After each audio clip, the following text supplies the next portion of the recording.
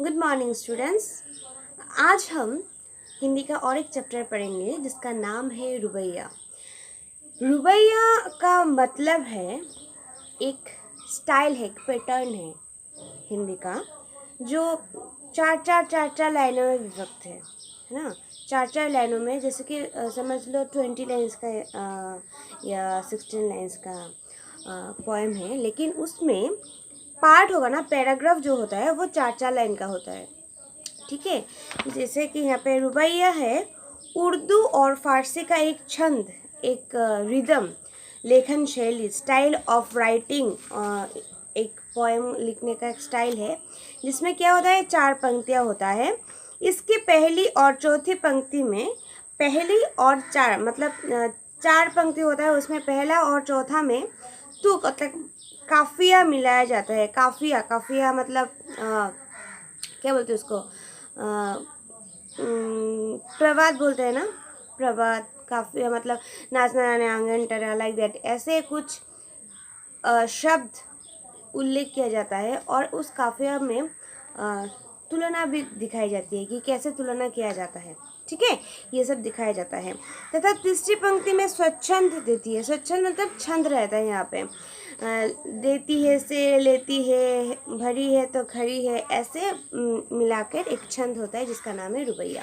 Okay, तो रुबैया के कवि जो है उनका नाम है फिराक गोरखपुरी। ठीक है, फिराक गोरखपुरी, जिनका मूल नाम है रघुपति सहाय फिराक। ठीक है, रघुपति सहाय उनका असल नाम है, लेकिन वो फेमस है किस नाम से, फिराक गोरखपुरी से, जिनका जन्म 28 अगस्त सन 1896 गोरखपुर उत्तर प्रदेश में हुआ था। उनका शिक्षा शुरू हुआ था रामकृष्ण की कहानियाँ से, और सिर्फ इसमें उनका शिक्षा खत्म हो गया ये नहीं है। उन्होंने कलेक्टर की अरबी का ट्यूशन लिया, उन्होंने फारसी का ट्यूशन लिया, फिर अंग्रेजी में उनका पढ़ाई लिखाई चला। 1917 में डिप्टी कलेक्टर के पद में उनका मतलब उनका निर्वाचन हुआ। फिर वह स्वराज आंदोलन के लिए 1918 में उनका पदत्याग भी हुआ। वो अच्छा, यहाँ पे एक बात बोल लूँ, स्वराज मतलब अपना जो देश है, अपना जो राज्य है, अपने राज्य के लिए ऐसे बहुत सारे कवियाँ, बहुत सारे ऐसे मनुष्य हैं जिन्होंने अपना सब कुछ छोड़ के देश के लिए अपना जीवन न्यौछावर कर दिए थे। ये कवि भी ऐसा ही एक कवि है जिन्होंने देश के स्वाधीनता के लिए क्या किया था, अपना नौकरी भी छोड़ दिया था। इन्होंने इलाहाबाद विश्वविद्यालय से अंग्रेजी विभाग में अध्यापना भी किए थे। ठीक है, और उनको सिर्फ मतलब ये एक ऐसे फेमस कवि थे जिसके लिए उनको बहुत सारे अवार्ड्स मिला। उनमें से जो फेमस है वो है गुलेनम्मा बोल के उनका एक काव्य है, जिनके लिए उनको साहित्य अकादमी पुरस्कार मिला था, ज्ञानपीठ पुरस्कार मिला था, और सोवियत लैंड नेहरू अवार्ड भी उनको मिला था। उनका और जो कृतियाँ है, मतलब वो जिस काव्य या रचना के लिए बहुत ज़्यादा फेमस है, वो है गुलेनम्मा, बज़्म ज़िंदगी, रंगी शायरी, उर्दू गज़ल गोई। ठीक है, ये सिर्फ रचना के लिए वो बहुत ज़्यादा फेमस है। और उसके बाद क्या है कि उनका देहांत हो जाता है। कब? 1983 में उनका देहांत हो जाता है। ठीक है, यहाँ पे कवि के बारे में एक बात बताई गई है, ये थोड़ा सुन लो। फिराक की रुबाई में हिंदी का एक घरेलू रूप दिखता है, भाषा सहज और प्रसंग भी सूरदास के वात्सल्य वर्णन की सादगी की याद दिलाता है। दैट मीन्स उन्होंने जो फिराक ने जो कविता लिखी है, रुबाई कविता लिखी है, उसमें क्या है, एक घरेलू, दैट मीन्स घराना, हिंदी का जो घराना है वही रूप वहाँ पे हमको दिखाई देती है ना। उनका जो लैंग्वेज है बहुत ही सहज है, पढ़ने से ही पता चलता है कि क्या बोलने की कोशिश कर रहा है कवि। और प्रसंग भी सूरदास हिंदी साहित्य के, जैसे तुलसीदास वैसे सूरदास हिंदी साहित्य एक फेमस कवि थे। उनका वात्सल्य वर्णन मतलब उनका छोटा काल का समय का जो रूप है, वो रूप भी बहुत मतलब वो जब जैसे लिखते थे छोटे काल में, वैसे ही उनका थोड़ा बहुत क्या बोलते हैं उसका प्रभाव इस कवि में दिखाई देता है। ठीक है, ये इम्पोर्टेंट है। चलो अभी और एक इम्पॉर्टेंट चीज़ इस कविता में हमें दिखाई देगी, वो ये है कि रक्षाबंधन है ना। सो रक्षाबंधन क्या है? रक्षाबंधन एक ऐसा बंधन, एक ऐसा त्योहार है जो रविंद्रनाथ टैगोर ने ये उद्यापित किए थे। ठीक है। राखी क्या है? एक धागा है, एक सुई धागा। जैसे कि एक धागा हम भाइयों के कलाई में बांधते हैं और उनकी शुभकामना या उनकी ज़्यादा से ज़्यादा उनकी लंबी उम्र हो, इसकी हम क्या करते हैं? प्रार्थना करते हैं इस उत्सव के माध्यम से। लेकिन रविंद्रनाथ ने ये जो राखी बंधन है इस उत्सव से नहीं बनाया था कि भाइयों मतलब भाई लोगों का उम्र ज़्यादा हो, इसके लिए नहीं बनाए थे। जब 1905 में वंग भंग हो रहा था, जो बंगाल है, बंगाल का जो अखंड भूमि है, उस भूमि में पहले जैसे कि बांग्लादेश का कुछ पार्ट, फिर त्रिपुरा का कुछ पार्ट बोल के पूरा एक अखंड बंगला खंड था। वहाँ में जब देख रहा है कि मनुष्य में जाति वर्ण धर्म में क्या हो रहा है? एक विवाद हो रहा है ना। तभी अगर मेरे और मेरे भाई में विवाद हो तो बाहर वाला क्या बोलेगा? घर में ही तो विवाद करता है, तो बाहर को क्या संभालेगा? ठीक है ना। तो इसलिए रविंद्रनाथ ने क्या किया? अपने घर को पहले संभालना चाहा। इसलिए वो राखी बंधन के उत्सव को हम भाईचारे, यहाँ पे भातृत्व बोध जो एक वर्ड है, उस वर्ड को लेकर वो काम किए कि हमें क्या करना चाहिए? पहले अपने भ्रातृत्व बोध को बढ़ाना चाहिए, अपने क्या बोलते हैं उसके, अपने जगह पे, अपने घर पे। पहले अपने घर को स्ट्रॉन्ग करो, उसके बाद हम दूसरी जगह पे जाएंगे। तो ये जो भाईचारे है वो रक्षाबंधन का एक त्योहार और उसका महत्व भी यहाँ पे कवि ने उठाया है। तो ये है कवि परिचिति और कवि के बारे में थोड़ा बहुत जान पहचान। अब कविता में कवि ने एक सुंदर सा एक दृश्यपट यहाँ पे उपस्थापित किया है।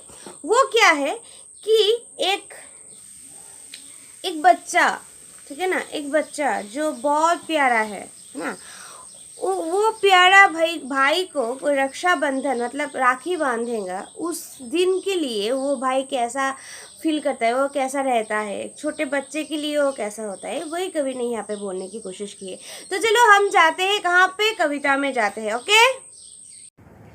आंगन में लिए चाँद के टुकड़े को खड़ी, हाथों में झुलाती है उसे गोद भरी, रह रह के हवा में जो लोका देती है, गूंज उठती है खिलखिलाते बच्चे की हंसी। देखो क्या बोला है? आंगन में लिए चांद के टुकड़े को खड़ी। चांद का टुकड़ा कभी ले पाओगे क्या? चांद का टुकड़ा अपने हाथों पे? नहीं ना। यहाँ पे चांद का टुकड़ा मतलब है दिए, है ना, रुपया। जो दिए जलाते हैं उसका जो धागा होता है उसको रुपया बोलते हैं। ठीक है। तो आंगन में, आंगन मतलब जिसको हम बरिंदा बोलते हैं, है ना, बरिंदा। तो उस बरिंदा में क्या होता है? चांद का टुकड़ों को खड़ी एक माँ, यहाँ पे एक माँ का और एक बच्चा का बहुत सुंदर उपस्थापना किया है कवि ने कि चांद का टुकड़ा था दिए को, चांद का टुकड़ा का एक टुकड़ा लेके वहाँ पे खड़ा है और एक चीज़, वो चांद का टुकड़ा है उसका अपना बच्चा। ठीक है। उसका अपना बच्चा को भी लेके खड़ा है, हाथों में झुलाते हैं उसे गोद भरी, और हाथ में क्या करते हैं? उसको झुला रही है अपने बच्चे को। ठीक है।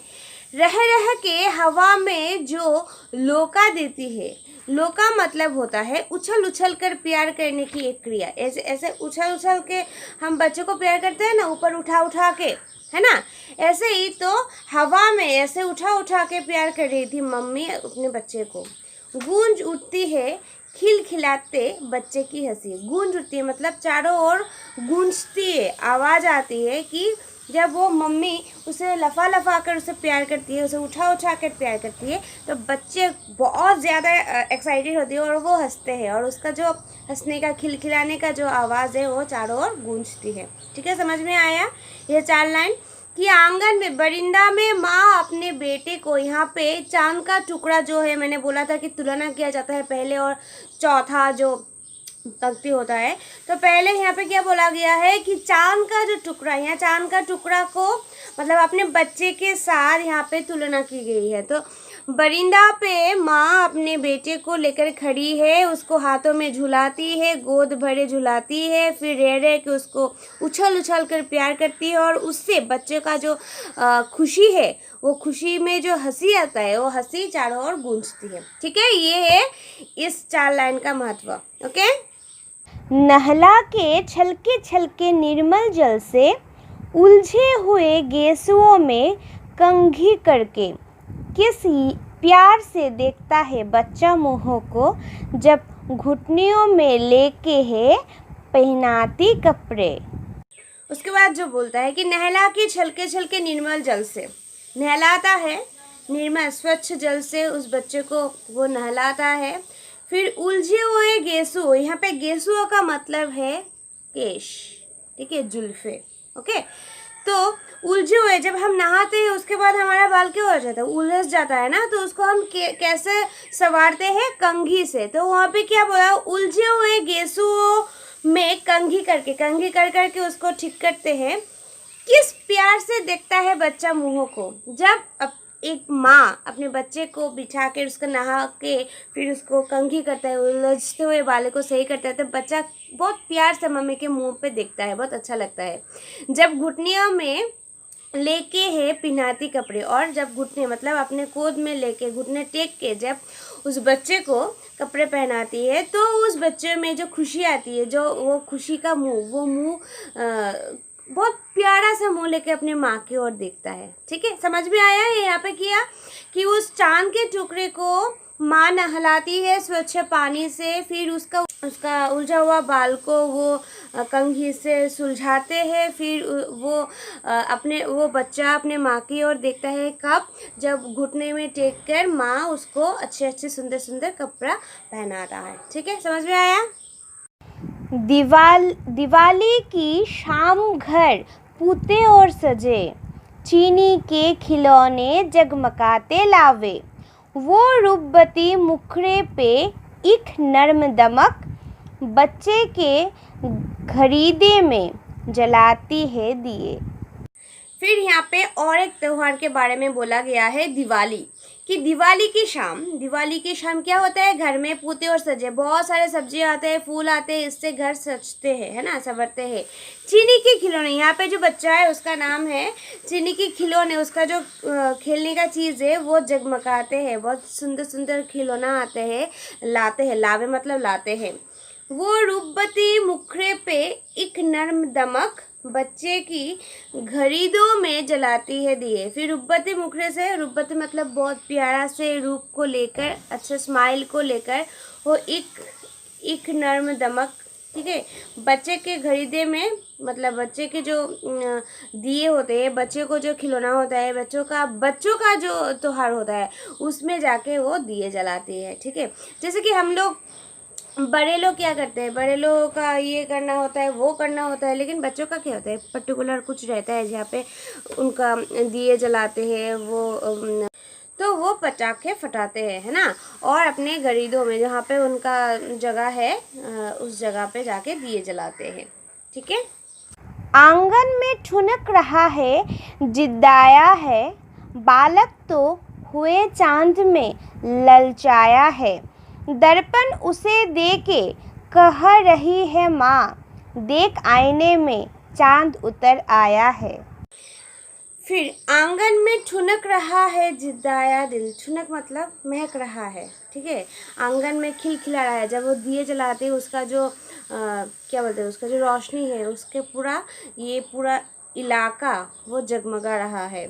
बालक तो यूं ही चाँद पे ललचाया है, और ये सब देख के वो जब चाँद पे देखता है तब उसको अच्छा लगता है, क्योंकि पूरा अंधेरा में जब थोड़ा घर में थोड़ा थोड़ा के जब दिए की रोशनी आती है, तो उसमें जो चाँद होता है उसको चाँद को भी ललचाया, मतलब यहाँ पे चाँद कौन, एक तो चाँद ऊपर है जिसको देख के हम पूरा अंधकार में भी बच सकते हैं, और यहाँ पे चाँद है माँ का लाडला। ठीक है। लल्ला क्या करता है, फिर क्या करते हैं माँ, उसको जो उसका जो मनोवृत्ति है, उसका जो फीलिंग्स है, वो उसको उसका चहक दिखाने के लिए माँ क्या करते हैं, दर्पण उसे देख के कह रही है माँ, दर्पण दर्पण मतलब आईना, आईना उसके सामने पास लाके ऐसा माँ दिखा रही है कि देख आईने में चांद उतर आया है, देख वहाँ पे चांद नहीं है, ऊपर में चांद नहीं है, आईने में देख यहाँ पे चांद है, मतलब यहाँ पे माँ के लिए उसका बच्चा ही चांद है,